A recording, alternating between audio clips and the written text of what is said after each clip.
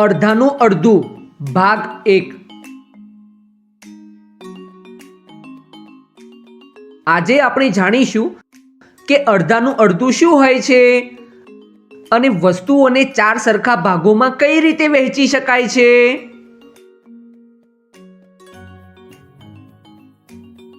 શું કરી રહ્યા છો પપ્પા? આ વખતે હું આપણા ખેતરમાં એક પાક ઉગાડવાની જગ્યાએ 4 જુદા જુદા પાક ઉગાડવાનું વિચારી રહ્યો છું। કયા કયા? ટામેટા, મરચા, ડુંગળી અને ગાજર।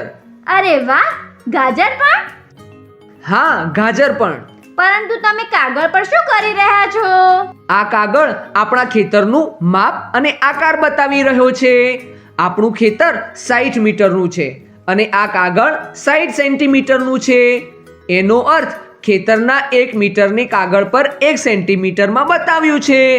હું આ કાગળ પર આપણા ખેતરને 4 સરખા ભાગોમાં વહેંચીને જોઈ રહ્યો છું, જેનાથી 1/4 ભાગમાં એક પાક ઉગાડી શકું। ચોથો ભાગ એટલે?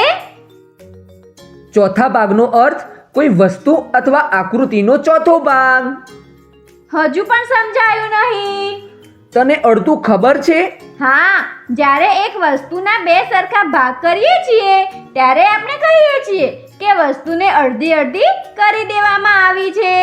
તેથી આપણે કહી શકીએ છીએ કે વસ્તુને 2 સરખા ભાગોમાં વહેંચી શકીએ છીએ, ત્યારે એક ભાગ તે વસ્તુનો અડધો ભાગ હોય છે।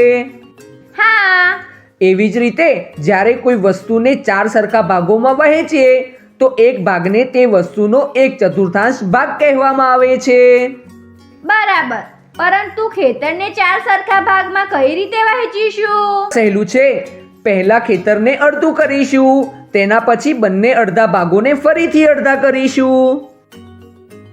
અડધાનું અડધું? હા, ખેતરને અડધું કરવાથી 2 અડધા અડધા ભાગ મળી જશે। બંને અડધા ભાગોને ફરીથી અડધા કરવાથી ખેતર 4 સરખા ભાગોમાં વહેંચાઈ જશે। સરખું સમજાયું નહીં પપ્પા। ચાલો આ ખેતરને 4 સરખા ભાગોમાં વહેંચવામાં મારી મદદ કર, એના પછી તને સમજમાં આવી જશે। સારું, આ કાગળને વાળીને અડધું કરી લઈએ છીએ, પછી એને ખોલી દઈએ છીએ। વાળવાથી કાગળ પર આ જે નિશાન બન્યું છે તે એ બતાવી રહ્યું છે કે આ કાગળ ક્યાંથી અડધું અડધું થશે। હવે આ લીટીથી લઈને કાગળની બંને બાજુની કિનારીઓના અંતરને માપી લઈએ। એનાથી આપણને જાણકારી મળી ગઈ કે આ કાગળને અડધો અડધો કરવાથી બંને અડધા ભાગમાં 30-30 સેન્ટીમીટર આવશે। આ કાગળ હવે 2 સરખા ભાગોમાં વહેંચાઈ ગયું છે। હા વંદના, હવે આપણે આ કાગળનો ચોથો ભાગ જણાવવાનો છે। એના માટે આ કાગળને અડધો વાળી લઈએ છીએ અને આ અડધા વાળેલા કાગળને ફરીથી અડધો વાળી લઈએ છીએ અને હવે આ કાગળને આખો ખોલી દઈએ છીએ।